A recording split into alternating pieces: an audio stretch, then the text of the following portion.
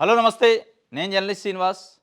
ఈరోజు ఆంధ్రజ్యోతి పేపర్లో తుఫాను గాయం, సర్కారు సాయం, భారీ విధ్వంసం సృష్టించిన మోందా తుఫాను అని చెప్పి ఈ తుఫాను గాయమైతే అయింది కానీ భారీ సర్కారు సాయం అనేది ఇంకా అందలే. ఈ సాయం ఏంటి? జస్ట్ పునరావాస కేంద్రాలు ఏర్పాటు చేసి ఆ దాంట్లో భోజనం పెట్టడము, లేదంటే బయటికి వెళ్ళేటప్పుడు ఒక రూ. 3,000 మనిషికి ఇవ్వటమో చేశారు. దీని సాయం అనరు. ఈ సాయం సరిపోదు. ఎవరిని కదిలించినా కన్నీళ్ళే. కదిలిస్తే కన్నీళ్ళు అన్నదాతకి, ప్రజలకి. ఆ కన్నీళ్లు తుడిచే సాయం చేయాలి. ఆ కన్నీళ్లు తుడిచే సాయం అంటే ఏంటి? వరి పంట నష్టపోయినోళ్ళు, చెరుకు పంట నష్టపోయినోళ్ళు, అరటి తోటలు నష్టపోయినోళ్ళు, కొబ్బరి తోటలు నష్టపోయినోళ్ళు, లక్షల రూపాయల పెట్టుబడులు పెట్టి వాళ్ళు ఈరోజు ఎట్లా బ్రతకాలి మేము, మాకు చావే శరణ్యమా అనే పరిస్థితిలో ఉన్నారు పాపం. మొత్తం అతలాకుతలం అయిపోయారు. కదిలిస్తే కన్నీరు. ఆ కన్నీరుని తుడిచే కార్యక్రమం డబుల్ ఇంజన్ సర్కారు చేయాలి. చంద్రబాబు నాయుడు గారి విజన్ ఇక్కడ పనిచేయాలి. చంద్రబాబు నాయుడు గారికి ఢిల్లీలో ఉన్న పరపతి, ఢిల్లీలో ఉన్న పలుకుబడి ఇక్కడ పనిచేయాలి. నేను గూగుల్ని తెచ్చినా, నేను రైడర్ని తెచ్చినా, లేదంటే స్టీల్ ఫ్యాక్టరీని తెచ్చినా, ఆర్సెల్ఆర్ మెట్టలో ఇంకోటి అని చెప్తే అవి ప్రజల కడుపు నింపవు, ప్రజల కన్నీళ్లు తుడవు. ఈరోజు ప్రజల బాధని, ప్రజల కన్నీళ్ళని తుడిచే కార్యక్రమం చేయాలంటే చంద్రబాబు నాయుడు గారు ఢిల్లీలో కూర్చోవాలి. ఢిల్లీలో కూర్చొని వాళ్ళ కన్నీళ్లు తుడవటానికి చేయాల్సిన పని చేయాలి. కేంద్రం నుంచి డబ్బులు తీసుకురావాలి. ప్రధానమంత్రి సహాయ నిధి నుంచి తెస్తారా? ఇట్లాంటి విపత్తుకు సంబంధించి సాయం చేసే దాంట్లో తెస్తారా? ఎక్కడ తెస్తారో కానీ మీ పరపతి మొత్తం ఉపయోగించండి. ఇదంతా కలరింగ్ ఎట్లుందంటే లోకేష్ గారు ఒక క్యాంపులో, చంద్రబాబు నాయుడు గారు ఒక క్యాంపులో, మొత్తం మంత్రివర్గం లేదు, ఆఫీసర్ లేరు, ఎవరు కనపడరు. కనపడకుండా వీళ్ళిద్దరే చేసినట్టుగా ఒక ఎలివేషన్ ప్రోగ్రాం కింద వాడుకుంటున్నారు తప్ప, చేశారు. ప్రభుత్వం యంత్రాంగాన్ని మానిటర్ చేసింది కరెక్టే. కానీ దీంట్లో కూడా మళ్ళీ ఎలివేషన్, పబ్లిసిటీ, విపత్తును కూడా ప్రచారానికి వాడుకున్నారు. ఇక అయిపోయింది సాయం, సర్కారు సాయం చేసిందనే పద్ధతిలో చెప్పే కార్యక్రమం తెలుగుదేశం పార్టీ కానీ, తెలుగుదేశం పార్టీని సమర్థిస్తున్న మీడియా, గవర్నమెంట్ చెప్పొద్దు. సర్కారు సాయం ముందు ఉంది. ఇప్పుడు చేసింది సాయం కాదు, అది తాత్కాలికంగా పునరావాస కేంద్రాలు అవి. ఇక్కడ ఆ సాయం చేయాలంటే ఢిల్లీ పోవాలి, ఇక్కడ కాదు. ఢిల్లీ వెళ్ళి పవన్ కళ్యాణ్ గారు, చంద్రబాబు నాయుడు గారు ఒకరోజు ఉంటారా, 2 రోజులు ఉంటారా, మోడీని కలుస్తారా, అమిత్ షాని కలుస్తారా? వేల కోట్ల రూపాయలు తెచ్చి ప్రజల కన్నీళ్లు తుడిచే కార్యక్రమం చేయండి. కదిలిస్తే కన్నీళ్ళు వస్తాయి, తుఫాను కన్నీళ్ళు. ఎవరికి చెప్పుకోవాలో తెలియదు, ఏం చేయాలో తెలియదు ప్రజలకి. చేయాల్సింది వీళ్ళు. ఇంకోటి, ఇందులో కొన్ని లక్షల ఎకరాల్లో పంట నష్టపోయారు. లక్షల ఎకరాలు నష్టం అంటే మామూలుగా కాదు. ఇక అసలు దాంట్లో 1%, 2% కూడా రికవరీ వచ్చే పరిస్థితే లేదు. పంటల బీమా ఉండుంటే ఈ పరిస్థితి ఉండకపోవు. ఈరోజు మీ మీ మీ సాయం కోసం ఇంతగా అర్థించేవాళ్ళు కాదు.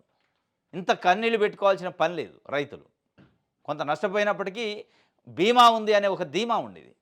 ఆ బీమా విషయంలో తెలుగుదేశం పార్టీ కూటమి అధికారంలోకి వచ్చిన తర్వాత బీమాని గాలికి వదిలేశారు. వాలంటరీగా మీరు స్వచ్ఛందంగా చేసుకోండి, లేదంటే లేదు. జగన్మోహన్ రెడ్డి ప్రభుత్వం ఉన్నప్పుడు ప్రభుత్వమే ఈ పంటల బీమాని రైతుల పక్షాన చెల్లించేది ఇన్సూరెన్స్ కంపెనీలకి. ఇట్లాంటి ఏదైనా విపత్తు వస్తే ఇన్సూరెన్స్ కంపెనీలు బీమా క్లెయిమ్ ఇచ్చేది. ఇప్పుడు అది లేదు.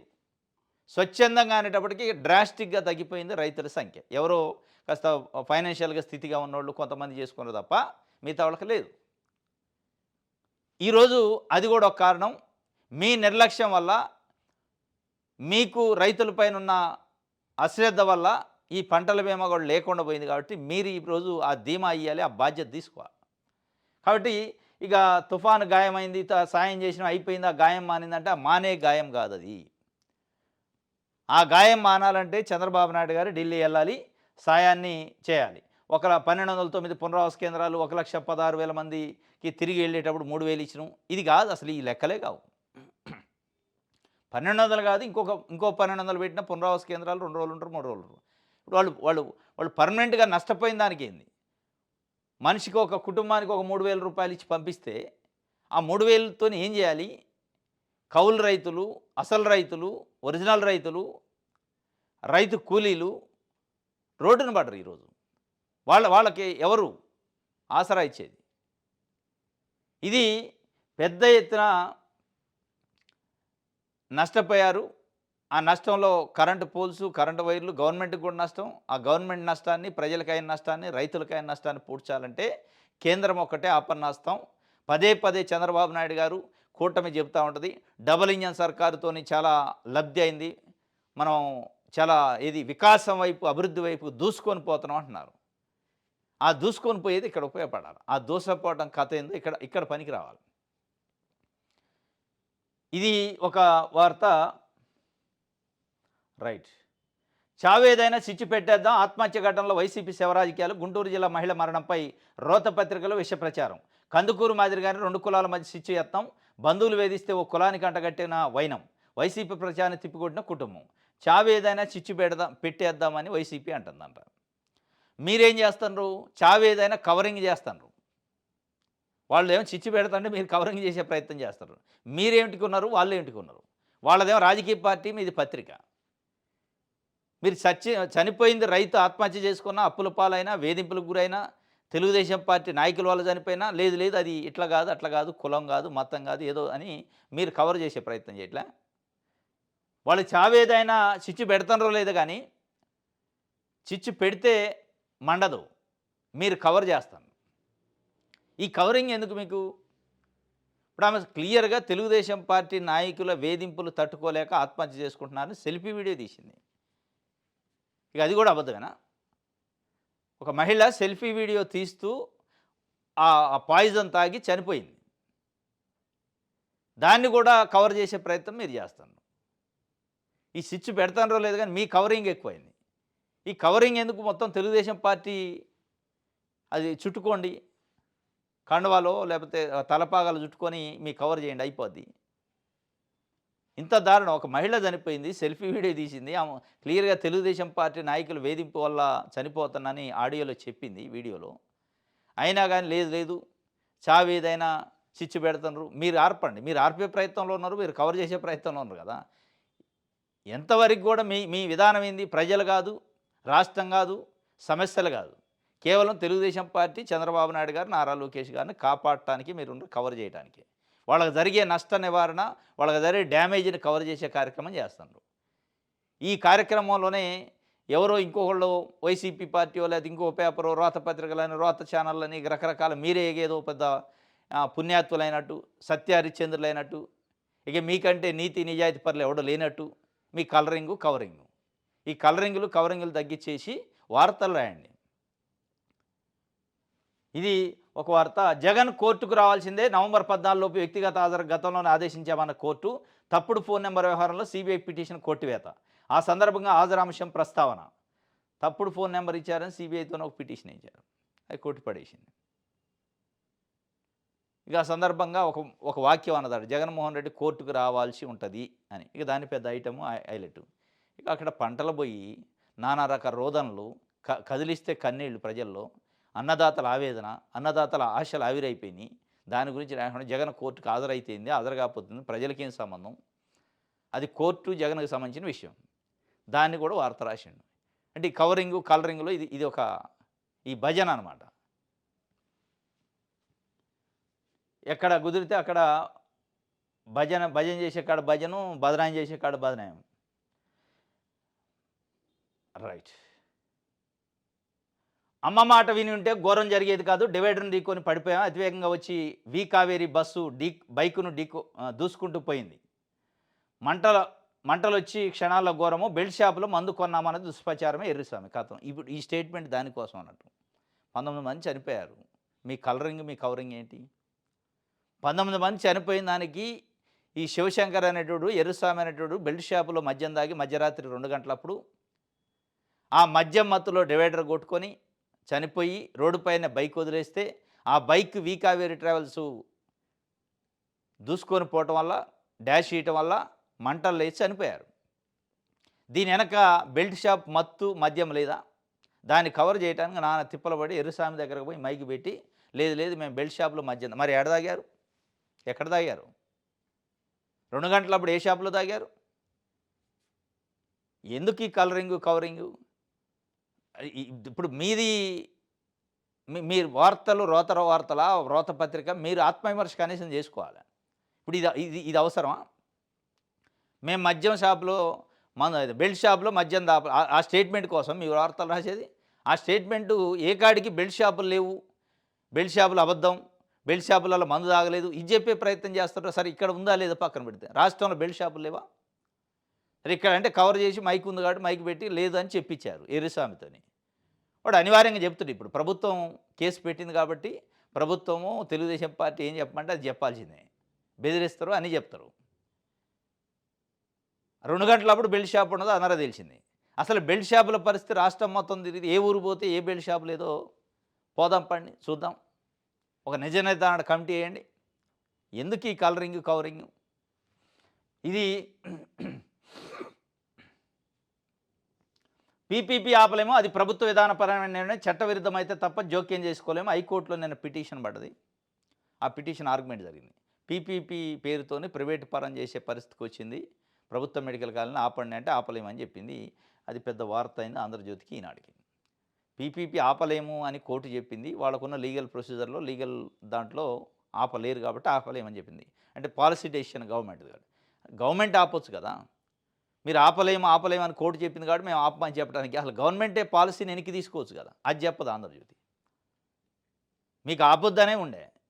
మీకు సంబంధించిన సామాజిక వర్గానికో తెలుగుదేశం పార్టీకి సాయం చేసినా సాయం చేస్తున్న వ్యక్తులకో కట్టబెట్టే కార్యక్రమం.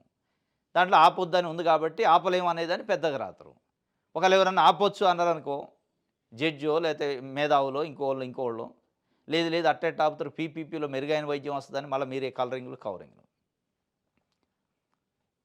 మీ విధానం ఆపలేం కాదు. అసలు ప్రపోజ్ చేసిందే అమ్మేయాలని ప్రపోజ్ చేసిందే మీరే. ఇంక ఆపలేమని వార్త రాయకుండా ఉంటారని మేము ఎట్లా గెజ్ చేస్తాం?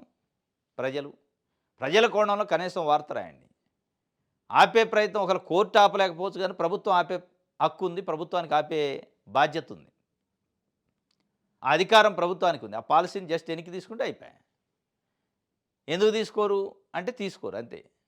వాళ్ళ బినామీలు, వాళ్ళ కోటరీ, వాళ్ళ కథ వాళ్ళకు అప్పజెప్పే కార్యక్రమం.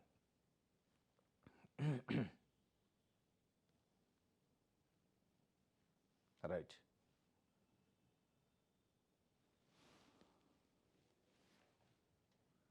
ఇది ఒక వార్త. రైట్. సాక్షి పేపర్. మోంతాండవంట అన్నదాతల ఆశలను చిదిమేసిన తుఫాను, ముంచెత్తిన వానలు, ఈదురుగాలులతో పంటలకు తీవ్ర నష్టం. దాదాపు 15 లక్షల ఎకరాల్లో పంట నష్టమైంది. 15 లక్షల ఎకరాలు. 15 లక్షల ఎకరాల్లో పంట నష్టమైంది. పంట బీమా చెల్లించిన రైతులకు నష్టపరిహారం అందేలా చూస్తాం. నువ్వు చూసేది ఏంది? పంట బీమా చెల్లించిన వాళ్ళకి ఎవరేం చూడాల్సిన అవసరం లే. మీరు అధికారులు జగన్మోహన్ రెడ్డి చూసే పని లేదు దాంట్లో. పంట బీమా చెల్లిస్తే బీమా కంపెనీ క్లెయిమ్ ఇస్తుంది. అది కాదు మీరు చూడాల్సింది.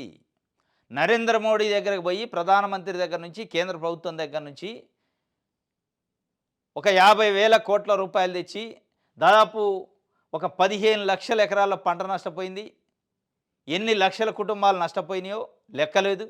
వాళ్ళకి సాయం చేయండి. బీమా కంపెనీ ఇస్తే మేము చేస్తామంటే అది ఏంది మీరు ఇచ్చేది? P4 లెక్క ఉంది. P4 ఎట్లయితే బంగారు కుటుంబాలని మార్గదర్శులు వచ్చి దత్తత తీసుకుంటారు, మేము మధ్యలో ఉండి రెఫరీ డ్యూటీ చేస్తాం అన్నట్టు మీరేంది ఇక్కడ చేసేది? ఇది కాదు మీరు చేయాల్సింది.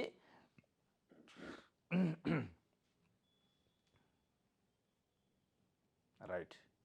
ఇక చూడండి, కృష్ణా జిల్లా కంకిపాడు మండలం దావులూరు గ్రామంలో నేల కొరిగిన వరి పైరును నిలబెడుతున్న రైతు ఇంకా నిలబెట్టడానికి ఏముందా, మొత్తం చాప కింద చుట్టేసి. బాపట్ల జిల్లా కొల్లూరు మండలం గాజుల్లంక పాతర్లంక రోడ్లో నేలమట్టమైన అరటి తోట, అసలు ఏం లేదు, జీరో.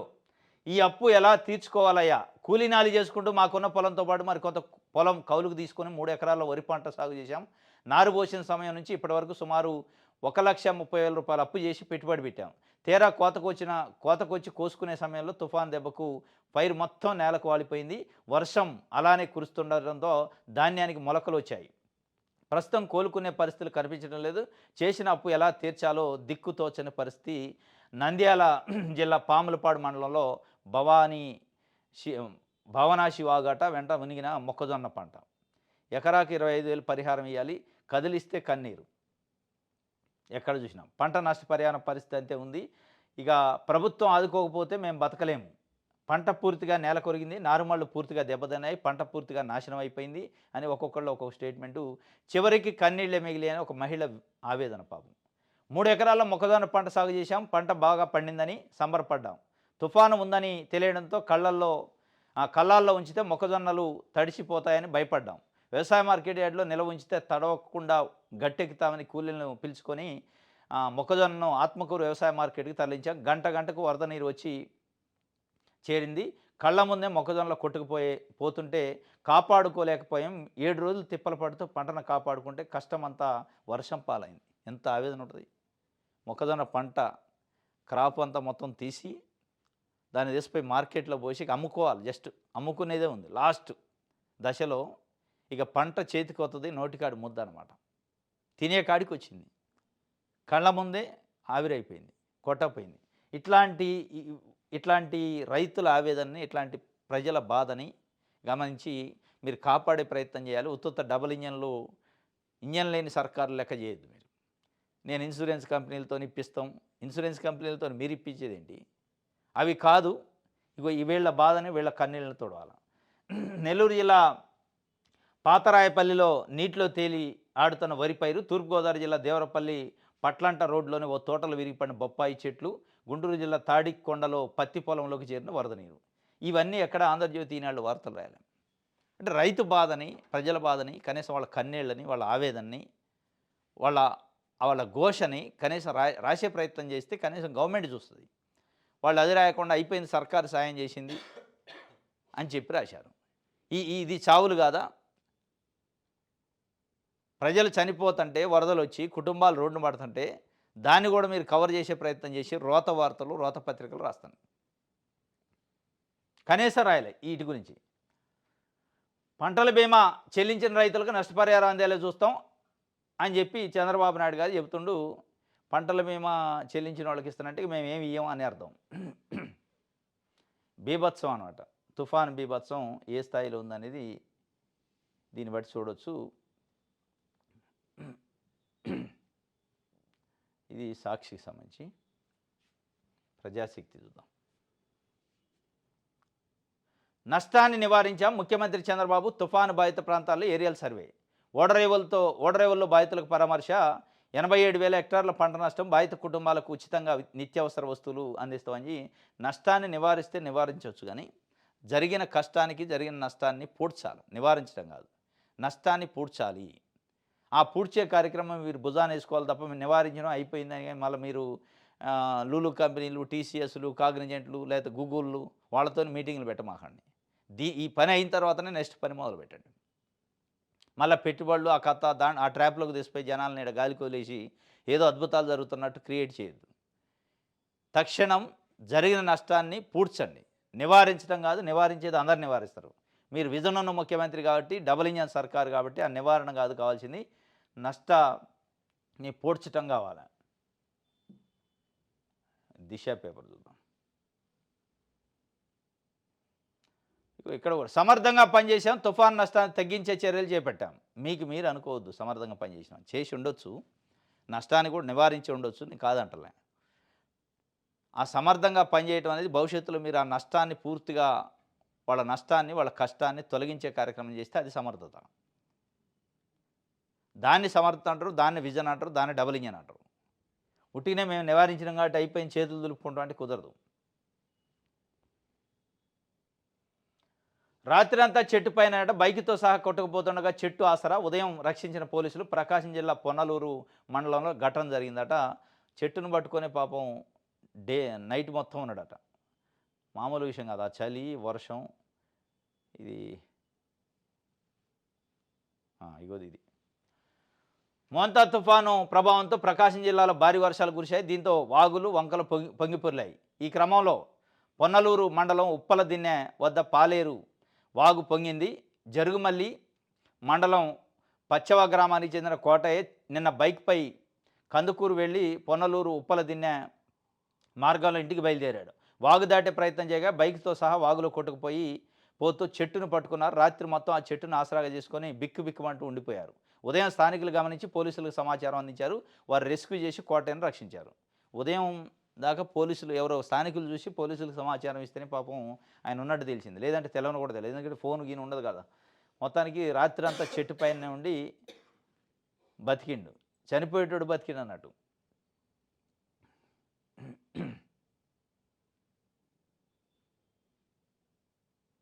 రైట్.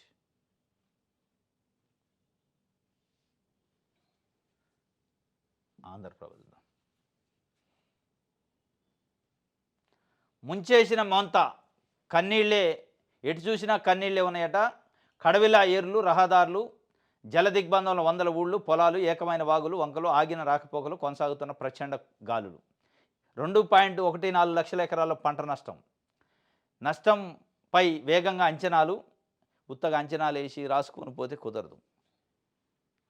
ఈ రాసుకొని పోయేది ప్రతి తుఫాన్ అప్పుడు ఉంటుంది. ఈ రాసుకొని పోవటం కాదు, బరాబర్ అమలు చేయాలి. అమలు చేసి వాళ్ళకి ఆ రాసుకున్న దానికి నష్టం సరే ప్రజలు అడిగినంత, ప్రతిపక్షాలు అడిగినంత ఇవ్వకపోయినా కనీసంలో కనీసం జరిగిన నష్టంలో కొంత నష్టం అప్పుల పాలు కాకుండా, ఆత్మహత్యలు జరగకుండా రైతుల కన్నీళ్లు తుడిచే కార్యక్రమం చేయాలి. కళ్ళారా చూసా, స్వయంగా విన్నా, బాధితులను ఆదుకుంటాం. అనుభవంతో అడుగులేశాం, లేదంటే పెను నష్టం జరిగేది. కళ్ళారా చూశారు, స్వయంగా విన్నారు కాబట్టి ఇక మీరు చేయాల్సింది ఢిల్లీ పోవాలి అంతే. మీరు చూశారు, మీరు విన్నారు, ఆ విన్నదానికి చూసిన దానికి మీరు ఈ ప్రచారము, ఎలివేషన్లు, ఈ పబ్లిసిటీలు కాకుండా నరేంద్ర మోడీ గారి దగ్గర పోయి మీరు పనిలో చూపించండి. పబ్లిసిటీ ప్రచారంలో చూసిన శ్రద్ధ పనిలో చూపిస్తే బాగుంటుంది. కష్టాల్లో కర్షకులు, నష్టాల్లో బాధితులు, భూమిపుత్రులకు పుట్టెడు సమస్యలు వచ్చినాయి.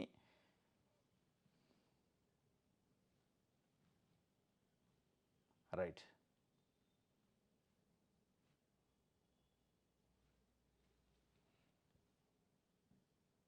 ఈనాడు